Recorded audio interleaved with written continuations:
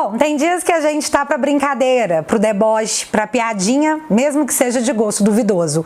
Mas tem dias que a gente tem que falar sério. E hoje é um desses dias. As notícias, elas vão se acumulando e a gente fica numa pressa de contar pra geral os rumos óbvios das coisas. Mas o fato é que se a gente esperar um pouco, você faz não só um desenho, você faz um painel muito bem detalhado. A lógica construída a seguir não foi brifada por nenhuma corporação e nenhum gabinete nem do bem ou do mal. É apenas a minha visão, a visão de mais uma eleitora mais curiosa que os demais com a política, que se tornou de fato uma paixão nacional maior do que futebol. Ainda há tempo, entendemos que se a gente não gostar de política, seremos governados por quem gosta. E assim, viramos a pedra no sapato de todos aqueles que contavam com a nossa ignorância perpétua. Os tempos mudaram, graças a Deus. Muitas pessoas me aconselharam, dizendo que eu não devia fazer esse tipo de vídeo, só que apesar dos pesares, eu sigo acreditando que a palavra da justiça nesse país não faz curva. Eu preciso acreditar nisso. Vivemos um Brasil democrático.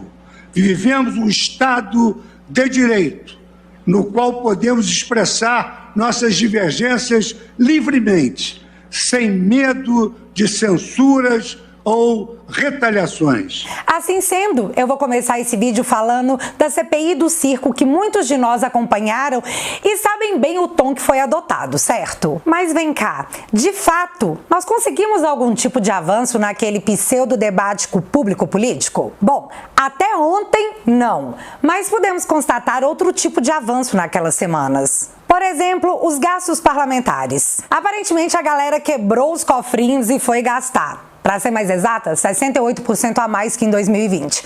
Mas tudo bem, é do bem, é por uma boa causa. Mas vamos focar aqui rapidão nos principais atores daquele grande espetáculo pago por você para entrar com os dois pés no peito do governo federal. Isso ficou claro que o foco era o Birulabel, porque quando o consórcio Nordeste entrou na pauta, mexer com isso aí não, fi. Galera, para barrar aquela investigação, até senador que até então não tinha dado as caras na CPI, teve que botar a cara no sol para dizer: por que vocês vão investigar as tretas do consórcio Nordeste? Vocês estão doidos? Gabas? Nem sei quem é Gabas, nunca nem vi. E só pra gente continuar a história, quando de fato o consórcio Nordeste foi investigado, o seu Gabas rodou bonito, junto com Fátima Bezerra, Rui Costa, Edinho Silva, dentre outros. Beleza, mas voltando aqui ao show principal, os três grandes atores, os protagonistas, foram eles, seu Omar Aziz, o presidente da comissão, Randolfo Rodrigues, o vice-presidente, e Renan Calheiros, o relator. Algumas pessoas chegaram a dizer que essa era a CPI do Lula, e talvez por conta dessa matéria aqui da Veja que dizia como e com qual objetivo Lula age nos bastidores da CPI do flanco frito. Petista enxerga a comissão, e presta atenção nisso aqui, como trampolim para sucesso eleitoral no ano que vem. E, em outra frente, PT trabalha para capitalizar manifestações anti-Bolsonaro. Tá, aí a gente vai para dezembro de 2021, onde Omar Aziz, Randolfo Rodrigues e Renan Calheiros estiveram no jantar em homenagem ao Lula. Tudo certo por aqui, tudo tranquilo. Mas só até ali, porque a partir dali as coisas ficaram meio estranhas para uma pessoa leiga e curiosa como eu. Se liga. 18 de fevereiro de 2022, Lula oferece apoio a Aziz para PSD já no primeiro turno. Segundo a matéria, o nome de Aziz entrou para o rol das ofertas feitas pelos petistas junto com a retirada de candidaturas dos governos estaduais de Bahia e de Minas Gerais. Já no dia 19 de fevereiro, chegou a vez de dar o biscoito pro seu Randolfo, porque Lula convida Randolfo para coordenar a campanha e pede compreensão aos amapaenses. E essa compreensão se dá porque, para assumir a coordenação da campanha do Nine, o Randolfo não vai poder disputar as eleições no seu estado para o cargo de governador. Vai ter que dar a vez para o outro coleguinha que o bloco do Unidos pelo PT há de escolher. Seu Nine, para completar, disse que para ser eleito ele precisa muito da ajuda do seu Randolfo, mais ajuda do que já foi dada na famigerada CPI. Afirmo que meu papel será muito mais útil nessa contenda em ajudar a construir um novo tempo para o Brasil, aceitando o convite honroso e gentilmente me formulado pelo presidente Lula, nesse momento, principal representante das forças de oposição em nosso país. E E por último temos Renan Calheiros, que no dia 1º de fevereiro estava nas capas dos jornais com a seguinte matéria: o apoio de Renan Calheiros a Lula com o aval de Dilma. O ex-presidente Lula se encontrou com Renan Calheiros em São Paulo após Dilma declarar que o senador não foi golpista. Estranho, já que o Renan Calheiros votou a favor do impeachment da mãe Sapiens. Mas é ano eleitoral, se tá valendo entubar o picolé de chuchu na goela do eleitorado que nem lembra mais que o próprio Alckmin disse que o Lula queria voltar à cena do crime, Renan Calheiros é mais uma peça a ser engolida no jogo político. Não foi golpe, ele é uma pessoa maravilhosa e tá tudo certo. E onde eu tô querendo chegar? De certa forma, talvez óbvia, o trio da CPI beneficiou a imagem do Lula, que irá para o segundo turno sim com Bolsonaro, em ano eleitoral. E agora terá o apoio do mesmo Lula em cargos e apoios políticos visando essa mesma eleição. Aliás, o Contarato, outro senador que tem um ranço evidente do presidente e que mesmo sendo uma pessoa do direito, disse aquela frase memorável: porque por mais que qualquer laboratório impusesse qualquer cláusula, primeiro compra para depois discutir o contrato. Agora, filiado ao PT, é anunciado pelo próprio Lula como a aposta para o governo do Espírito Santo. Beleza, mas voltando aqui ao espetáculo da CPI e a busca quase racional de prejudicar a imagem do presidente Bolsonaro. Vamos para Haia! Vamos denunciar esse crime absurdo descoberto pela CPI em Haia! Porque a gente é muito desses. Como resultado desse anúncio do trio Ternura, a tempestade de matérias não teve fim. Viu? Bolsonaro é tão malvadão que Haia vai julgar os seus crimes. Porém, no dia seguinte, o tribunal de Haia, ao olhar os papéis, teve a seguinte reação: o que é isso aqui? Que tanto de papel que é esse? Então, colega, eu sei que você está acostumado, mas aqui não é o seu quintal. Toma. Leva de volta. Sim, Haia disse que eles não podem analisar esse tipo de denúncia, na minha visão, claramente política. Só que as matérias renderam, meu filho. E como? Antigamente isso era chamado de sensacionalismo. Hoje em dia eu não faço a menor ideia qual nome eles estão dando. Depois eu vou procurar saber. Enfim, vamos voltar aqui ao relatório da CPI. No dia 27 de outubro de 2021, a comissão entregou seu relatório final. Lembrando que o relator era Renan Calheiros. Pedindo o indiciamento de 80 pessoas. Como desdobramento disso, o PGR abriu várias investigações preliminares visando entender as denúncias e, o mais importante, analisar as provas apresentadas. Tá, vamos deixar esse assunto suspenso que já já a gente vai voltar nele. Vamos comentar agora o que estava acontecendo no Brasil durante o período de análise do relatório da CPI e a apreciação da PGR. Pesquisa aponta a vitória de Lula no primeiro turno. Banqueiros e empresários desistem da terceira via e veem Lula mais capaz para conter estragos na economia. Desaprovação a Bolsonaro, o que rende a maior rejeição ao presidente. O fenômeno do voto Moro-Lula. Aqueles que votariam no Moro no primeiro turno e no Lula no segundo. Pois é, a gente até avisou, mas a conversa mole era: não, PT volta. Menino, eu só não achava que ele iria tentar voltar com os votos dessa galera, mas... E enquanto a mídia subia o tom de Lula no primeiro turno, Bolsonaro rejeitado, o presidente seguia em suas aparições públicas levando não só água para o Nordeste, levando multidões às ruas, o que deixava muita gente confusa, porque eu lia uma coisa nos jornais, mas via outra. Na verdade, o Lula a gente nem viu porque ele sequer se arriscou a sair na rua. Para mim, tudo não passa de uma grande narrativa em que o vencedor será aquele que vai conseguir gritar mais alto a ponto de abafar as imagens que o seu cérebro processa. Só que esse é assunto para vários outros vídeos, a gente precisa seguir a linha dos acontecimentos. Uma das denúncias da CPI do circo seria a compra irregular do caso Covaxin. E até dizer isso é errado, já que a compra nunca aconteceu. Mas enfim, era a denúncia dos irmãos Miranda. Vocês lembram? Eu poderia dizer que a PGR pediu o arquivamento do caso, o que de fato seria correto. Mas não apenas a PGR pediu. A Polícia Federal emitiu um parecer dizendo que não havia nenhum crime do presidente naquele amontoado de narrativas. E assim foi feito. Pedido de arquivamento realizado com sucesso. Agora, a mesma Polícia Federal que foi levada a investigar um não crime, pelo relatório da CPI, cumpriu 7 mandatos nesse dia 22 de fevereiro em São Paulo para apurar a compra de ventiladores pulmonares superfaturados pela gestão de Dória durante a pandemia. Segundo os investigadores, o governo paulista comprou 1.280 equipamentos com um sobrepreço de 63 milhões. e sem licitação. Engraçado, pra quem na semana passada tava falando que a PF não tava fazendo mais operações de corrupção em cima dos poderosos, o Moro, até o momento que eu estou gravando esse vídeo, não fez nem quen sobre o tema em questão. Pois é, menina, é sempre complicado quando tem tucano envolvido, né? Sei lá, o cancelamento é diferente. Beleza, vamos voltar aqui. Enquanto a cúpula da CPI investia no Aras e na união política com Lula para que todos fossem felizes por 4 anos a partir de 2023, uma outra acusação tomava as páginas dos jornais. Polícia Federal aponta crime de vazamento de dados sigilosos, mas não indicia Bolsonaro.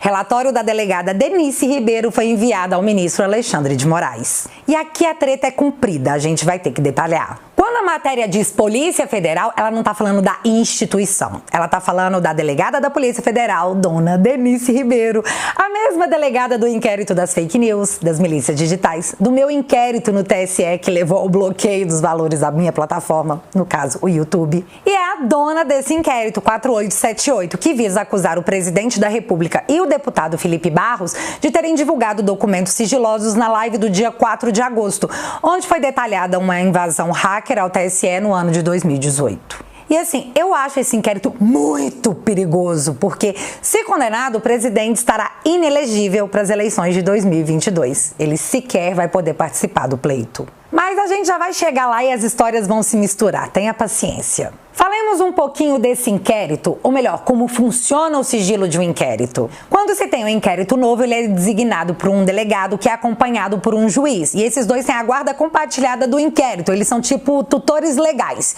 E eu acho que falando assim dá pra entender. Quando esse inquérito chegou à Polícia Federal, ele não estava sob nenhum sigilo. E como eu sei disso?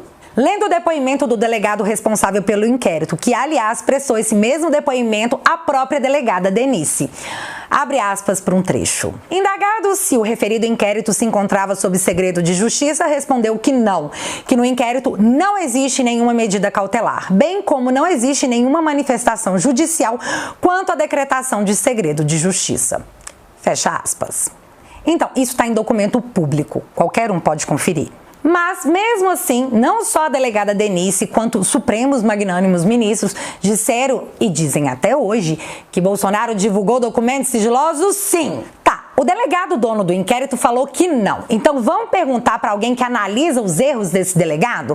Vamos perguntar para a Corregedoria da Polícia Federal se o bendito inquérito estava ou não em segredo de justiça? Corregedoria da Polícia Federal diz que inquérito que Bolsonaro vazou não estava em segredo de justiça. Adiantou alguma coisa? Não.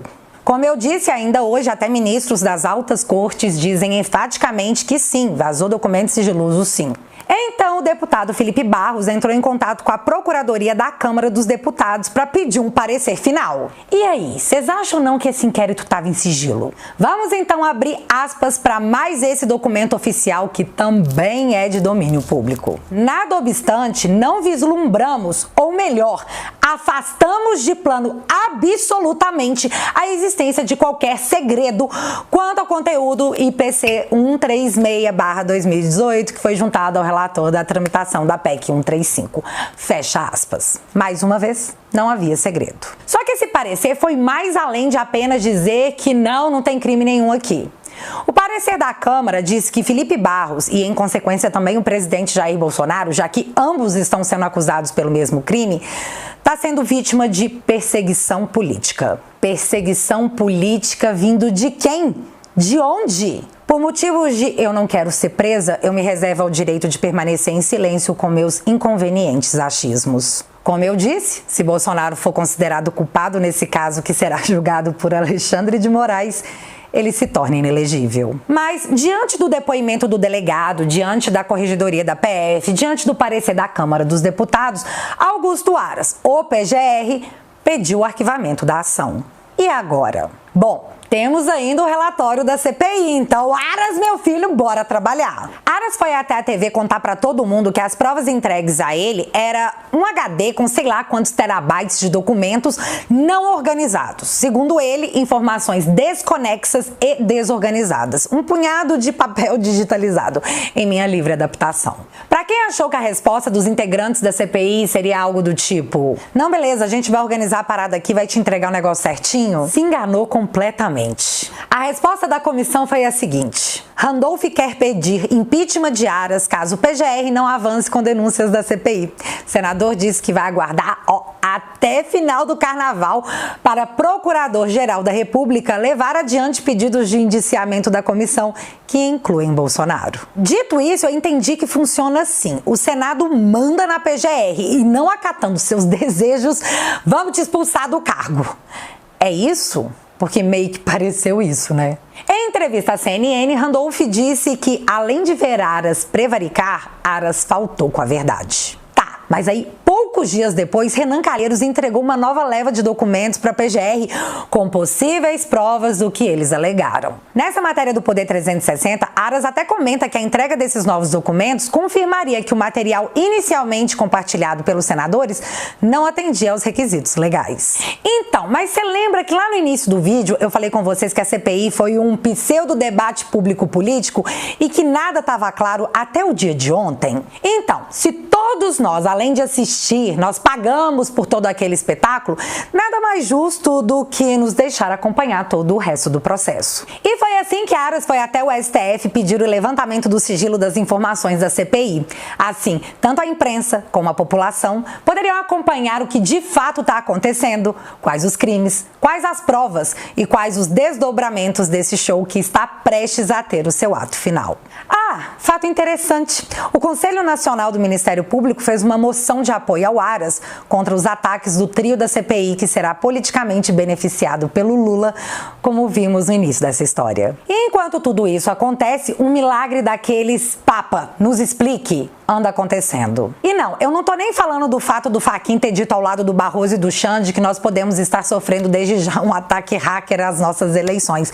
Até porque, aparentemente, eu não posso falar sobre isso. Eu tô falando sobre as recentes matérias das pesquisas eleitorais, onde, mesmo nesse mar de notícias ruins contra o presidente, que é acusado até de dormir de meia, devagar vamos observando as pesquisas tirando os pontos de Lula e aumentando o percentual de Bolsonaro. Mas assim, como isso é possível? Isso não faz sequer sentido. 16 de fevereiro, Poder Data. Vantagem de Lula sobre Bolsonaro cai 5 pontos em um mês. 19 de fevereiro, Boulos do PSOL diz que pode estar em curso uma recuperação silenciosa de Bolsonaro nas pesquisas. O pré-candidato de São Paulo acha que seria um erro grosseiro subestimar o efeito do Auxílio Brasil para famílias que se encontram na extrema pobreza. 21 de fevereiro, CNT. Diferença entre Lula e Bolsonaro cai na pesquisa espontânea. 22 de fevereiro. Em vez de cair, Bolsonaro recupera pontos lentamente e não está fora do segundo turno. A alta rejeição não define a derrota de Bolsonaro desde já.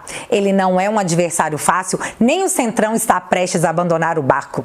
Assim como Trump nos Estados Unidos, o bolsonarismo está enraizado no Brasil. O que teria motivado essa mudança na percepção da população entrevistada, já que o noticiário contra Bolsonaro continua horrível e o Lula segue sendo o estadista que vai salvar a todos? Se Bolsonaro não se tornar inelegível, teremos uma eleição muito interessante entre um descondenado por motivos técnicos que não pode sair à rua e prega a regulamentação da própria mídia que o sustenta nas costas, versus um presidente que arremata multidões por onde passa. E o resto vai ser história. E após esse mega resumo de fatos, no mínimo interessantes, eu deixo com vocês a fala de Ciro Gomes, que diz o porquê que tudo que o presidente Bolsonaro faz é errado. E essa fala, ela não explica muita coisa. Ela explica absolutamente tudo. De 4 anos em que a introdução da reeleição foi uma perversidade que o Fernando Henrique introduziu na nossa vida, felizmente ele reconhece, que faz com que na hora que o cara se eleja, aí está o exemplo Aécio, etc., a oposição se põe destrutivamente, porque senão o cara acerta a mão e ganha 8 anos. Nós todos estamos tratando de destruir o Bolsonaro, senão ele fica aí